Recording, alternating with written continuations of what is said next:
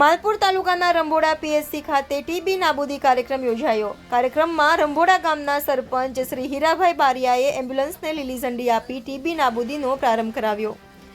તેવા સમયે પીએચસીના medical officer મિત પટેલ તથા પીએચસી મેડિકલ સ્ટાફ તથા ગામ લોકો હાજર રહીને ટીબી નાબૂદીનો 100 દિવસનો કાર્યક્રમ ચાલશે અને ટીબીના દર્દી જણાય તેવા લોકોને મેડિકલ ચેકઅપ કરીને સારવાર આપવામાં આવશે અને 2025 સુધી પૂરા ભારતમાં ટીબી નાબૂદ થાય તે માટે સરકારે એક અભિયાન ચાલુ કરવામાં આવ્યું છે।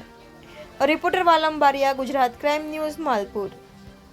જણાવવાનું કે 7/12/2024 થી 24 માર્ચ 2025 સુધી ટીબી નાબૂદી માટે છે ને 100 દિવસનો પ્રોગ્રામ ચાલુ કરવામાં આવશે।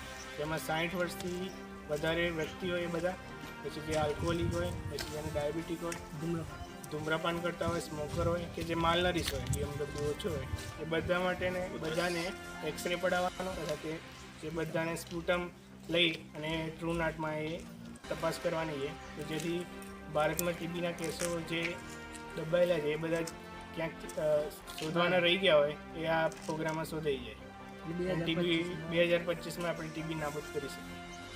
આપનું નામ સર? મારું નામ મિત પટેલ છે, મેડિકલ ઓફિસર રંભોડા।